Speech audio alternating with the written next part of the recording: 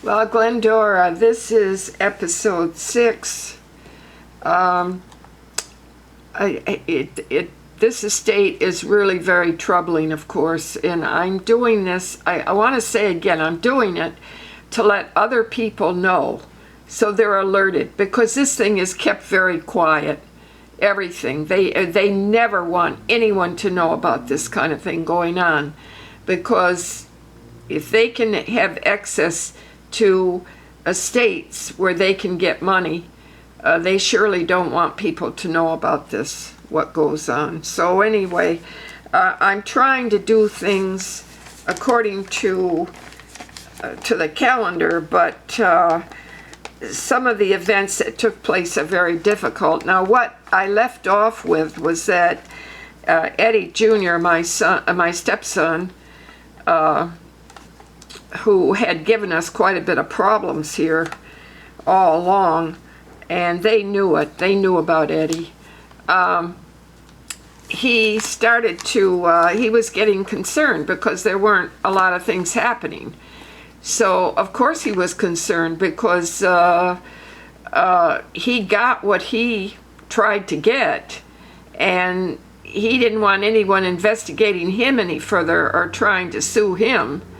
So he wanted this estate closed. I mean, please close it. So he started investigating and stirring up the waters, because things were a little quiet, and he thought, he was going to try to get the estate closed. So it did stir up things a little bit, and at this point, really, I think it was around this point, actually, I had filed papers. My attorney did, the last attorney, Jason Bogley, who had been with the Ray Dowd law firm, had filed papers for me, and they went to, they were transferred supposedly, or we filed them in Westchester, and we also filed them in Poughkeepsie with Dutchess County, since we were transferred up there. And from what we know, they were not filed. We filed them, we filed them, but they were not recorded.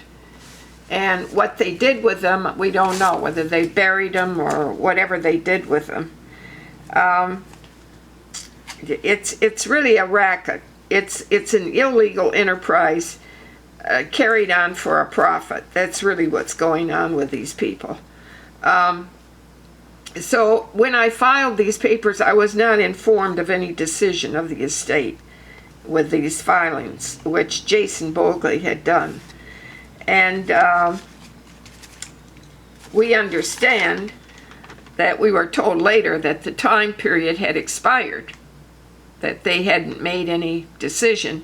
Therefore, all our demands in our papers were effectively approved, because they mysteriously either lost them or whatever they did and went over the time period, which makes them effectively approved. So they killed their own purpose, I guess. Some years later, I and one of my group then, when there was no decision or anything, we went to Poughkeepsie Surrogate Court to go through files. And we began making copies of estate pertinent papers in the file, some of which were quite revealing.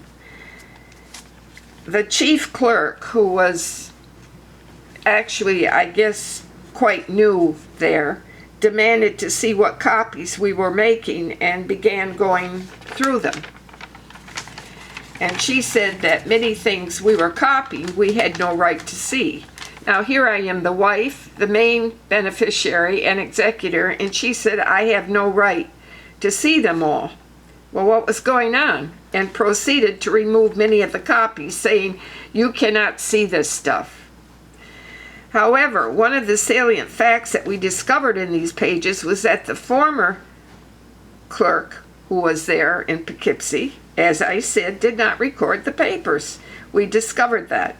And they were filed, as I say, but they didn't record them. So this new clerk got very excited when we were in there and had another member of the staff, court staff, who was an attorney, sit and closely watch us while we went through some boxes to listen what we said and what we did. Whatever we copied, they examined closely. And of course, she made this statement, "You cannot see this stuff." They had boxes, and I think she was trying to reconstruct the file, actually, because a lot of it was lost or buried in the transfer from Westchester to Poughkeepsie. So she was trying to reconstruct it. And so she said, if you want to come back to this court to go through any more papers, you'll have to make an appointment to examine the papers, and you will be supervised. The situation was very hostile and contentious toward us. As a result, we did believe they were obviously hiding and covering up their misdeeds. You know, Glendora, it's very upsetting, my life, everything I went through with these things, because I was fighting for justice, let's face it. And they didn't like it. They don't want anyone fighting for justice. They want you to say, you know, well, I'll just settle for whatever I can get. Well, no, thank you. I don't do that. Anyway, I'd like to add here that the files, you know, are for public record, and their attitude was definitely exhibited to us by the individuals and officials of the court system that are paid for the public and are paid to work for us. But obviously, they weren't working for us. This should not be the attitude of any public servants in the court. They should be there to try to help you, but they weren't there. The chief clerk we had to deal with, the new one that was there, her name was Erika S. de Traglia, I believe. Traglia. She was the chief clerk and an attorney. Now, in January 2001, this was when Judge Scarpino came into the Westchester court, where we were originally, as a new surrogate. And the court tried to clean up the old cases that had been lingering in that court. Emanuele, who was the judge before Scarpino, as I mentioned it. Ralph Martinelli, the Westchester newspaper owner and publisher, played an important role in trying to help me, really. I mean, he knew my husband very well, and he knew he was an honorable person, and he really felt for me. He tried very hard. And of course, he owned a newspaper, so he could publish anything. He had a meeting with the former judge, Emanuele, and he extracted the important and critical information from Albert Emanuele that White and Case had abandoned my husband's estate when they filed papers approximately 2 months after death, after being designated as an estate attorney, and they represented Bankers Trust, their enduring client, for repayment of a loan from my husband, and it was $500,000, and they took it from the estate. But they represented Bankers Trust. They were their attorney. So there's a big conflict there. How could they be the estate attorney also?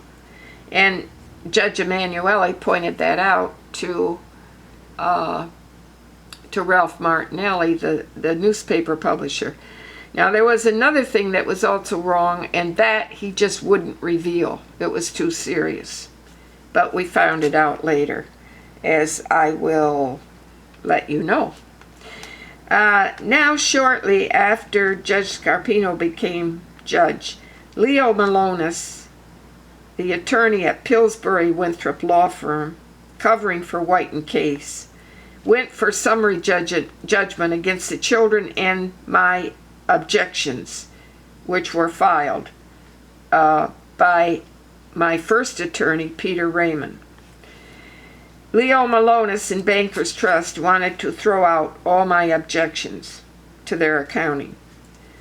The convicted felon, Bankers Trust Company, and their attorneys failed to reveal that Bankers Trust Company, that had been purchased by Deutsche Bank, had been convicted of 3 federal felonies and could not act as a fiduciary.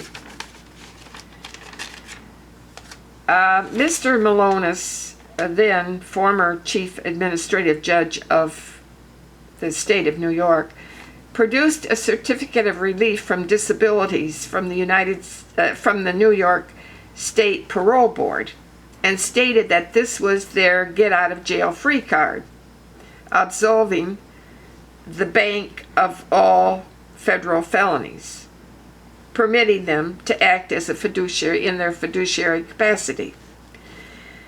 However, we were later informed by a former surrogate judge and former U.S. assistant attorney, and learned that this was all a fraud by Bankers Trust and their attorneys, since the state of New York could not wipe away any felony charges. So the certificate of relief from the New York State Parole Board was just another fraudulent scam by the convicted federal felons, Bankers Trust Company, and their attorneys, to prevent a major revolt and departure of their trust and estates business. I mean, that's what they were trying to cover, of course. The court threw out many of my objections and then tried to force us into a settlement. And this is when the judge's law secretary, Rob DiBella, now Supreme Court judge, asked me what I wanted, as you recall, and that's when my response was justice. His response was, as you may recall, I think I mentioned this before, was, there is no justice in this court. And he went into the other room to speak to Leo Malonis and David Kiko of Pillsbury Winthrop Law Firm, representing the bank. And they did not want to speak to me. He went in the other room and asked them, would they speak to me?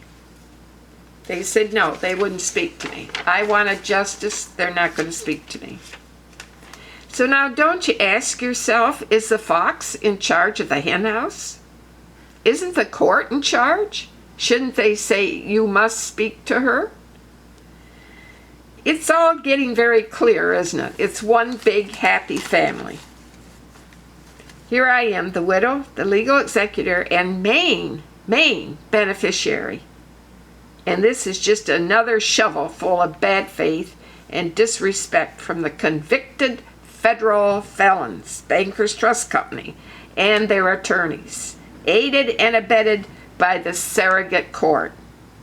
They had hatched the scheme to divide and conquer, separating the children from me, which ended up the children settling for a small percentage of what they were supposed to get. And they executed a secret settlement document with the estate, which I was not permitted to see as an executor, and it has been sealed by the court. Also sealed by Wynn Rutherford, White and Case, Bankers Trust, Mr. Malonis, and Mr. Kiko. Now, one of my last attorneys, I added a new attorney by suggestion, who filed an answer to the summary judgment. The judge threw some out, some of my objections. It was all fixed. Again, it was fixed. And another thing I might point out, when you go to new attorneys, and I wouldn't ask anymore. I mean, I could ask, but I mean, I know the answer. But a lot of these attorneys, when you say, do you think you could settle this? Are you able to settle this? They don't look at you straight in the eye, or they kind of talk around it, but they don't answer you. The answer is then you better watch out, because they're not going to settle it, but they'll take your money. Okay, so now we spoke to other victims And they said DeBella, the one who wouldn't have the other side speak to me, said they settled 20 cases.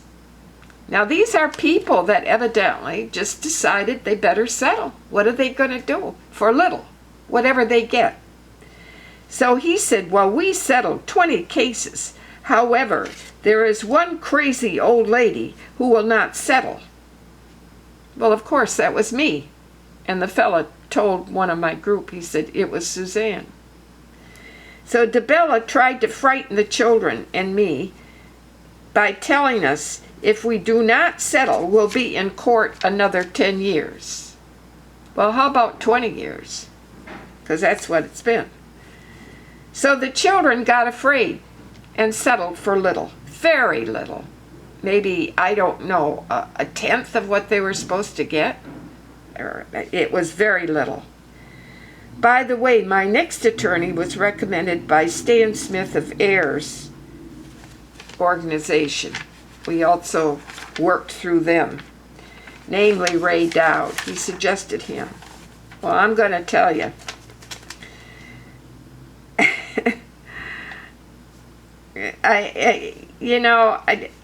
Ray Dowd went through the motions. Here's another one of my attorney for 1 year and charged me $250,000 for 1 year.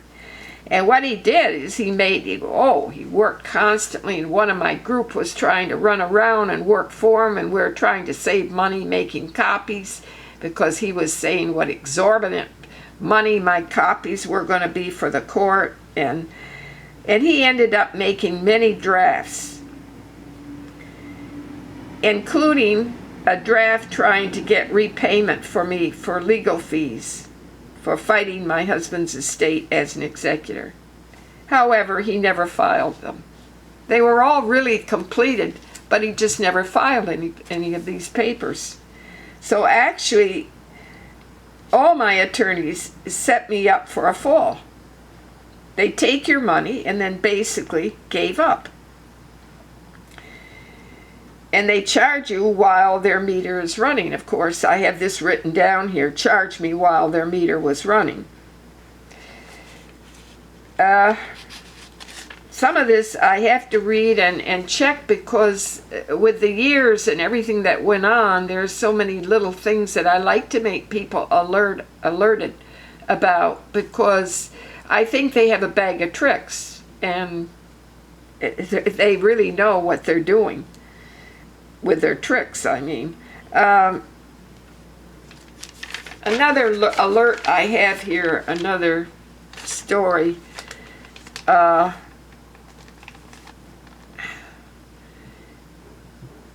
Is Peter Raymond set me up, my original lawyer, who I had for about 3 years, and I paid for the children and myself the legal fees. He sued me for additional legal fees after 3 years. And I showed an interest that I wanted to settle if they could please try. Basically, it ended up they wanted to bankrupt me. I think the bank probably got to them or whatever. And now Peter Raymond had a retainer agreement. He had a deposition when he sued me. He decided he was going to sue me for additional fees. I asked him, I had a meeting with him and Tom Amlick, his partner, and of Hall Dickler, who later the firm went bankrupt, but they were a firm for many years. And I had been with them for 3 years with the children, and I said that we would really like to, have a settlement if they could do it. So anyway, he made a deal evidently with the bank. I really don't know the inside story because I wasn't there, but we put a lot of the pieces together. And he had a retainer agreement with the children that if I stopped paying the legal fees, they would be responsible.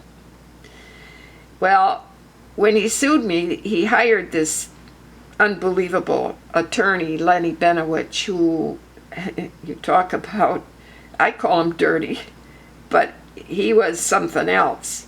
He knew what kind of real difficult attorney to hire, of course, because he was attorney in Westchester. They're all in Westchester together, where the court is. It's one big happy family. So anyway, at the deposition he had with Lenny Benowich in charge, and I told him right out at the deposition, he's like a dictator. That's what I told Lenny Benowich. Got furious at me. No, it's like a dictator, like a Nazi. I'm sorry about that word, but these people, the way they treat a human being is unbelievable. Anyway, Peter Raymond, who represented me, couldn't produce a signed retainer from me, which I figured there would be one, of course, but he couldn't produce it. He didn't have it. So, which actually said, if I stop paying, the children are responsible.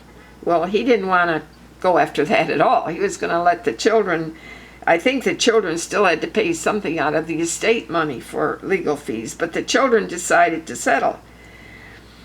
I had already paid him $200,000, including expenses, I think, approximately.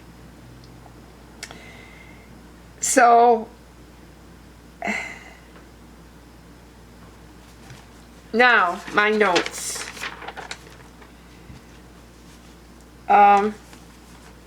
Since I was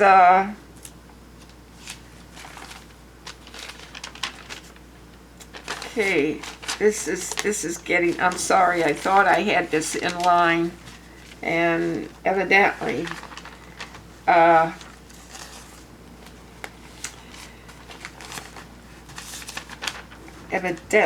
I went beyond in here.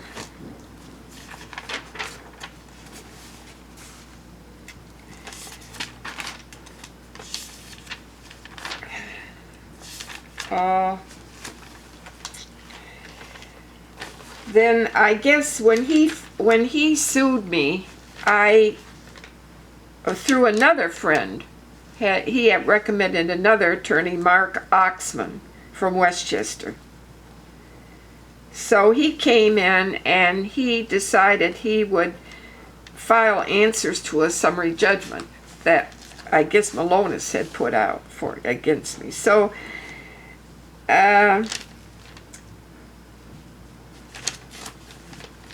that was when DeBella said to the children, you'll be in court for 10 years, and he was trying to convince them to settle.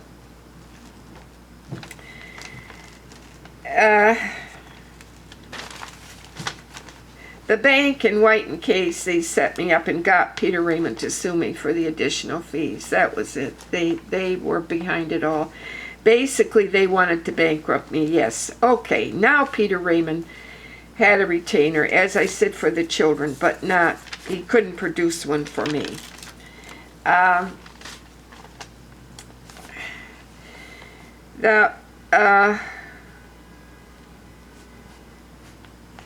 He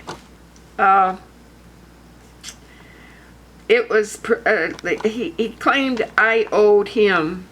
He took it, Lenny Benowich, they took it to the Supreme Court Judge Louis Barone, and as we found out later through all this mess, we found out that legal fees should only be settled with the surrogate court, not Supreme Court. So actually everything is null and void, what they did. But they had Lenny Benowich, he brought me to the Supreme Court. So when I learned it was all no good, that was too late, of course, afterwards, since all the estate matters should go to surrogate court. Now, Peter Raymond, when he hired Lenny Benowich, he went so far as to get a court order. Lenny Benowich went so far as to take a court order, and he took my Social Security money out of, which I think was around $37,000, out of my account in Florida, which is a violation of the federal law.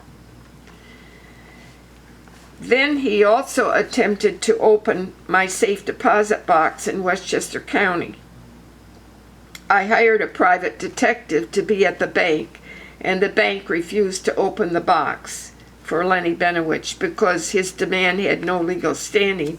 It was harassment and intimidation. Then on top of it, Lenny Benowich attempted to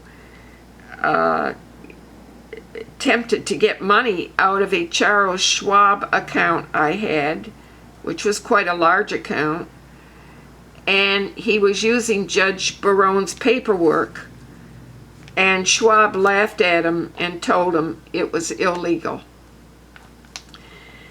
So now Lenny Benowich, that dirty attorney, had Judge Barone rule that the Westchester County Sheriff post a notice on the front door of my home that they could seize all my property unless I came up with an exorbitant amount of money. I had 2 separate attorneys at that point with all this mess, with this horrible thing that went on.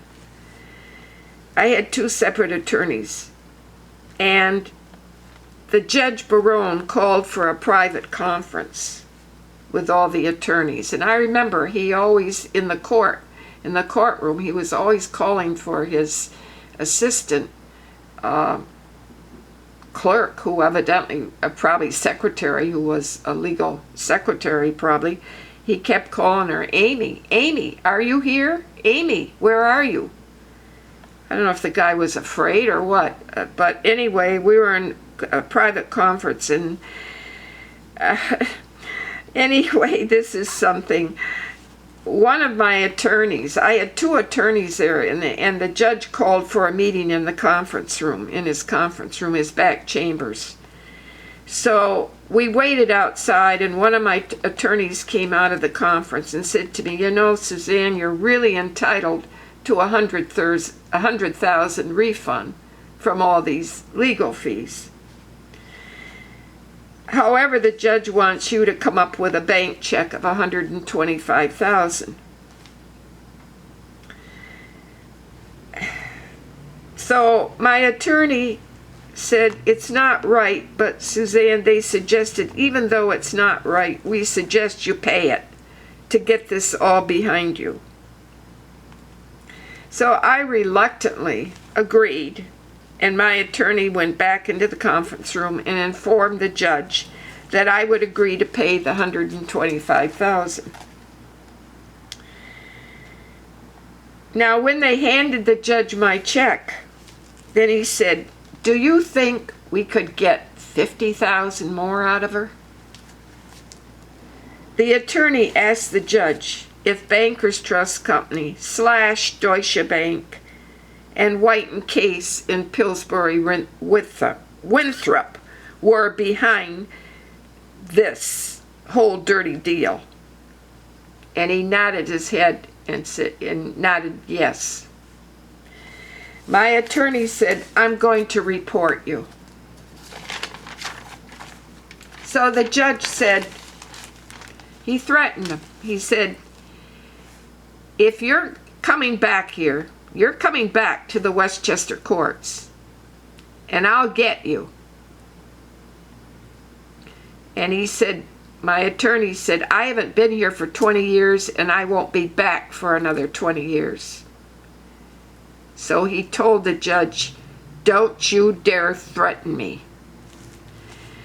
Then the judge retaliated, can't even pronounce my words. I mean, this is just so upsetting to me, and imposed $260,000 in legal fees, and added, listen to this, added interest of $150,000, totaling $410,000.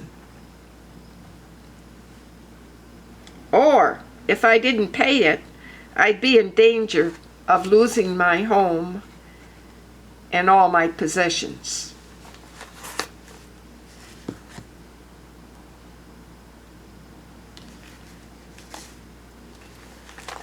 I think I have to end it here, Glendora. And I will continue in my next dramatic episode. It's quite upsetting. Thank you.